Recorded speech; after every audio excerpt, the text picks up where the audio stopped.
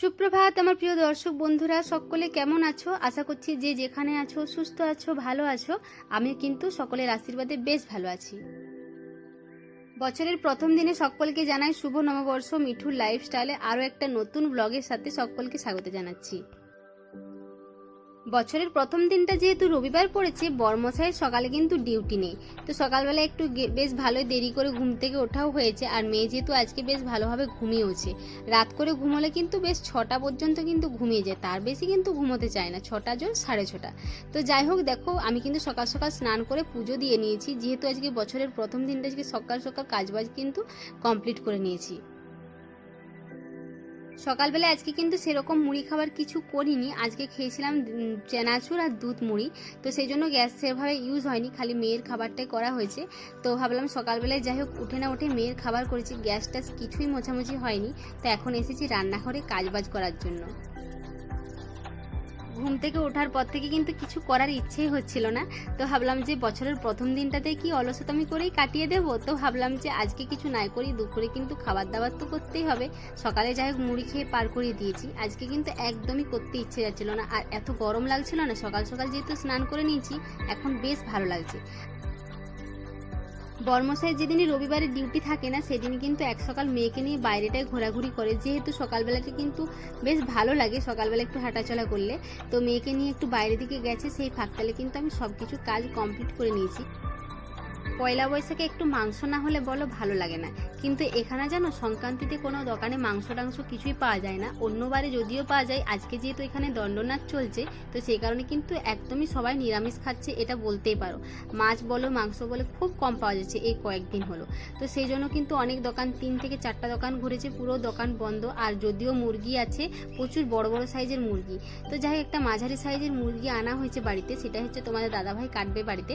তো ইচ্ছে ছিল মটন করা, কিন্তু মানে পুরো দোকানই যেহেতু বন্ধ, বড় বাজার গেলে তো সব দোকানই বন্ধ, হাট মশলা বলো সব কিছু দোকানই বন্ধ থাকবে। তো সেই কারণে আর মটন আনা হলো না, চিকেনটাই হচ্ছে। আর এখানে দেখো আদা রসুনের পেস্ট যেহেতু আমাদের থাকে, কিন্তু আজকে ছিল না, তো সেই জন্য আজকে আবার সকাল সকাল আদা রসুনের পেস্টও আমাকে করে নিতে হয়েছে। আর দেখো মাংসটা একদম ধুয়ে পরিষ্কার করে রেখে দিয়েছি। মেয়ের প্রায় 1 সপ্তাহ হলো কান ফুটিয়েছি, কিন্তু এখনো একটু একটু কিন্তু মানে কাঁচা আছে ঘাটা। তো সেই জন্য ভাবলাম যে প্রতিদিন মলমটা একটু লাগিয়ে দিই, তাড়াতাড়ি কিন্তু শুকিয়ে যাবে। যেহেতু বাচ্চা তো ওদের একটু চামড়াটা নরম হয়ে থাকে, আর মেয়ে তো ভয়ে অস্থির, ওর অতটা যন্ত্রণা হয়নি যতটা ও ভয়ে কাঁদছে। যেহেতু আমি খেলতে খেলতেও কিন্তু কানেরটা অনেকবার ঘুরিয়ে দিই, অতটা ব্যথা হয় না। এই যে এখন ভয়েই কি শুধু কেঁদে অস্থির হয়ে যাচ্ছে। তো তুমি এরকম করে হাত দিয়ে রাখলে আমি কি করে ঘোরাবো না? এই তো হয়ে গেছে, বাজি হয়নি ফুটতে। তো কানে ওষুধ লাগানোর পরে কিন্তু মেয়ে রুমের মধ্যে আছে, যেহেতু এখন বেশ ভালো পরিমাণে গরম পড়েছে। যতটা পারি রুমের মধ্যেই রাখার চেষ্টা করি, বাইরে একদমই যেতে দিই না রোদের বেলাতে। তো বাবার সাথে আছে, খেলছে। আর আমি এদিকে দেখো ডিম সেদ্ধ করতে দিয়েছিলাম মেয়েকে খাওয়ানোর জন্য, যেহেতু মেয়ে মাংস খেতে পারবে না, তো সেই জন্য মেয়ের জন্য আলাদা করে ডিম সেদ্ধ দিয়েছিলাম। আর মেয়ের সাথেও কিন্তু আমরাও একটা করে ডিম সেদ্ধ খাবো বলে দিয়েছিলাম। তো ডিমের অবস্থা দেখো, ভেঙে গেছে পুরো ডিমগুলো, জানি না কেন এরকম করে ভেঙে গেল। তো দেখো আমার এখানে কিন্তু মাংসটা প্রায় হয়ে গেছে, যেহেতু কষা কষা মাংস গরম বের করে এখন খাবো, তো সেই জন্য একটু ভালো করার জন্য এখন কষে নিচ্ছি। আর গোটা মুরগি যেহেতু ছিল, সেজন্য একটু পাগুলোও দিয়ে দিয়েছিলাম, বেশ ভালো লাগে পাগুলো খেতে। তো এইখানে আমি কিন্তু মাংসটা এখন কষা কয়েকটা বের করে তারপর কিন্তু জল দিয়ে ফুটিয়ে নেব। তো এই জামাটা আমি 2-4 দিন হলো আমি অনলাইন থেকে অর্ডার দিয়েছিলাম, তো চলে এসেছে। যেহেতু পয়লা বৈশাখে মেয়েকে পরাবো, তো সেই জন্য এই জামাটা কিন্তু অর্ডার দিয়েছিলাম। আরও একটা জামা এসেছে যেটা কিন্তু একটু সাইজে বড় আছে, তো সেই জন্য ওটার পরালাম না, এটা এখন পরিয়ে দিয়েছি। আর গরমটা আছে যেহেতু, সেই জন্য এই শর্ট ড্রেসটাই ঠিক আছে, ওটা কিন্তু একটা ফ্রক নিয়েছি। ভগবান ভাগ্যিস আমাকে একটা মেয়ে দিয়েছে, তাই কিন্তু মনের মতো মেয়েকে সাজাতেও পারি। যত হোক ছোট বাচ্চা, তবু আমাকে বেশ সাজাতে ভালো লাগে। আর এই সময় সাজবে না তো বড় হলে স্কুল গেলে তো তখন আর এত সাজতেই পারবে না, সেই জন্য কিন্তু সবসময় একটু সাজুগুজু করিয়েই রাখি।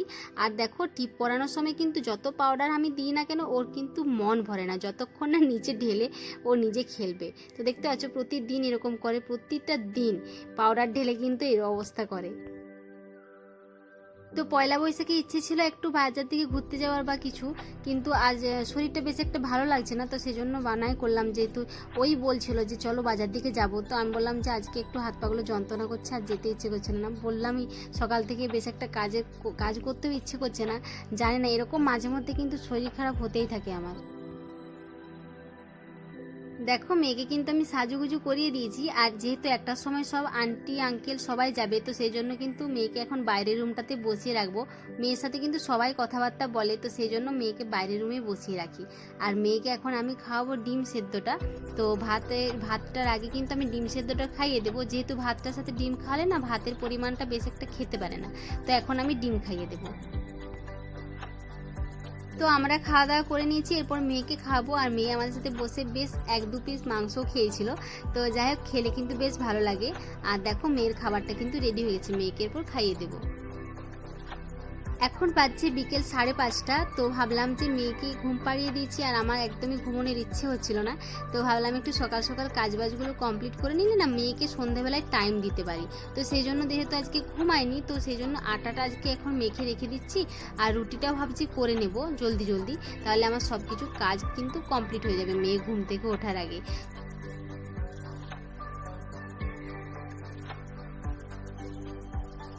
তো রুটির সাথে কিন্তু আজকে ভাঙা বুটের ডাল করব, তো সেই জন্য বিকেলবেলায় কিন্তু এখন ভিজিয়ে রাখবো, একটু পর রুটি হয়ে গেলে কিন্তু আমি ডালটা ছকে দেবো। আর বুটের ডাল একটু ভিজিয়ে না রাখলে না তাড়াতাড়ি সেদ্ধ হয় না, তো সেই জন্য এখন ভালোভাবে একটু ধুয়ে ভিজিয়ে রাখবো। তো বসে থাকতে থাকতে ভাবলাম যে একটু চা করেই খাই, যেহেতু একটু খিদেও পেয়ে গেছে, তো সেই জন্য দেখো চা করছি। আর বরমশা যেহেতু এখনো ঘুমোচ্ছে, ও তো চা খাবেও না, তো সেই জন্য আমি আমার একার জন্যই চা করলাম। আর চায়ের সাথে কিন্তু চানাচুর থাকলে বেশ ভালো লাগে, খেতে কিন্তু খুব ভালো লাগে। আর এই চানাচুরটা কিন্তু এইবারে প্রথম আনা হয়েছে, আর এটা চায়ের সাথে কিন্তু খুব সুন্দর লাগছিল। তো রুটিগুলো কিন্তু আমি একসাথে সব বেলে নিই, তারপরে কিন্তু সেঁকতে বসি।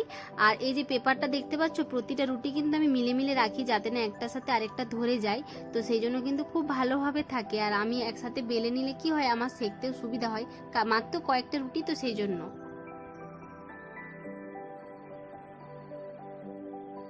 তো বুটের ডালটা আমার হয়ে গেছে, আর এটার সাথে বেশ ঝাল মিষ্টি বেশ ভালো লাগে। আর এটা আমি একটু পাতলাই করেছি, অনেকেই পুরো করে, আর আমি একটু পাতলা করেছি। আর এটা কিন্তু আমি মায়ের কাছ থেকে শিখেছি। অ্যাপেল কোনটা? অ্যাপেল মামা? হ্যাঁ, আর এলিফ্যান্ট কোনটা? এলিফ্যান্ট হাতি। হ্যাঁ, কলিফ্লাওয়ার। তো দেখো মেয়ে কিন্তু উঠে গেছে, এরপর মেয়ের সাথেই কিন্তু খেলাধুলো করতে হবে। তো চলো আজকের ব্লগটা কেমন লাগলো অবশ্যই কমেন্ট করে জানিও, আর যদি বন্ধুরা নতুন হয়ে থাকো অবশ্যই চ্যানেলটিকে সাবস্ক্রাইব করে দাও। টাটা, দেখা হচ্ছে একটা নতুন কোনো ব্লগের সাথে। সকলে সুস্থ থাকবে, ভালো থাকবে।